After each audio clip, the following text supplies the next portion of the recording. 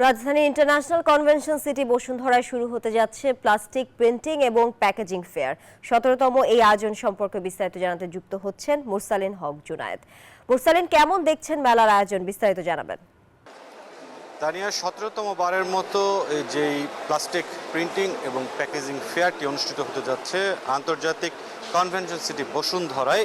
এই আয়োজনে যেই ব্যতিক্রমী এবং দারুণ যেই বিষয়টি দেখা গিয়েছে এখন পর্যন্ত, এখানে একই ছাদের নিচে যেই আয়তন দেখা যাচ্ছে সেই আয়তন প্রায় ১,৩৪,০০০-এর বেশি বর্গফুট।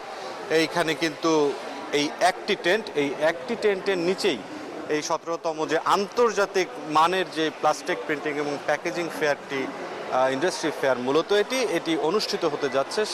11:30টার দিকে বাণিজ্য উপদেষ্টা এখানে আসবেন এবং এই মেলাটি উদ্বোধন করবেন। এখন পর্যন্ত এই যে ১,৩৪,০০০-এরও বেশি বর্গফুটের যে আয়তন, এই একটি টেন্টের এই আন্তর্জাতিক কনভেনশন সিটি বসুন্ধরায়, এর ভেতরে এখন পর্যন্ত যেই টেন্টের যে প্ল্যান, অর্থাৎ এই মেলার যে পরিকল্পনা, সেই পরিকল্পনা যেটি দেখা যাচ্ছে যে স্টল প্রায় ১২০০-রও বেশি কিন্তু রয়েছে এবং স্টলগুলো দেশি বিদেশি বিভিন্ন কোম্পানির সমন্বয় করা হয়েছে।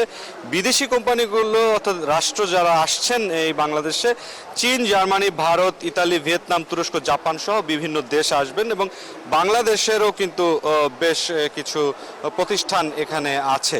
এই মেলায় যে বিষয়টি এখন পর্যন্ত দেখা যাচ্ছে, দেশীয় প্রতিষ্ঠানগুলো যেমন তাদের পণ্যগুলো প্রদর্শন করবে, তেমনি বিদেশি প্রতিষ্ঠানগুলো মূলত এই যে প্লাস্টিক প্রিন্টিং এবং প্যাকেজিং যেই শিল্প খাত রয়েছে এবং এই খাতে যেই যন্ত্রগুলো ব্যবহৃত হয়, যে যন্ত্রাংশগুলো প্রয়োজন হয়, সেই বিষয়গুলো কিন্তু তারা এই ১,৩৪,০০০ বর্গফুটেরও বেশি যেই টেন্ট রয়েছে আন্তর্জাতিক কনভেনশন সিটি বসুন্ধরার, এই যে একটি টেন্টের নিচে ১২০০-রও বেশি যে স্টল বা বুথ, সেই বুথে কিন্তু তারা প্রদর্শন করবেন।